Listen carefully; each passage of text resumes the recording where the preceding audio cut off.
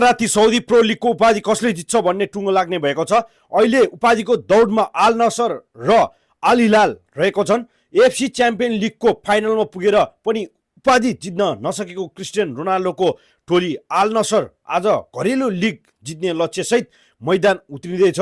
All नसरले आज दमक एफसीसँग खेल्नेछन् भने हिलालले all फाया एफसी विरुद्ध प्रतिस्पर्धा गर्नेछ।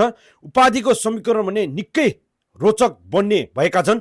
यदि अल नसरले आफ्नो खेल जित्यो भने स्वत अल नसर सिधै साउदी प्रो लिग च्याम्पियन बन्नेछन् भने यदि अल हिलालले आफ्नो खेल जित्यो र अल नसरले हार्यो भने अल हिलालको 84 अङ्क पुग्नेछन् भने अल नसर 83 अङ्कमै रहनेछ र यस्तो अवस्थामा अल हिलालले उपाधि जित्नेछन्।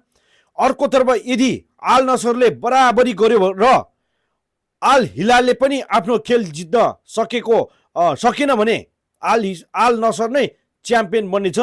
साथै अल हिलालले आफ्नो खेल हारेमा वा बराबरी खेलेमा अल नसरले खेल हारे पनि उपाधि अल नसरकै हुनेछ।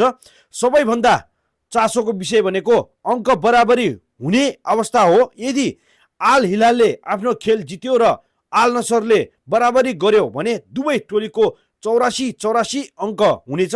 यस्तो अवस्थामा लिग नियम अनुसार उपाधि खेल हिट टु हिट हेरिनेछ र यस सिजनको पहिलो भेटमा अल हिलाल 3-1 ले विजय भएको थियो भने दोस्रो खेलमा 1-1 बराबरीमा सकिएको थियो।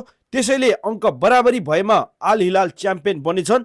के रोनाल्डोको अल नसरले इतिहास रच्दै साउदी प्रो लिग जित्ला वा अल हिलालले फेरि आफ्नो दबादबा कायम राख्ला? तपाईहरुलाई के लाग्छ?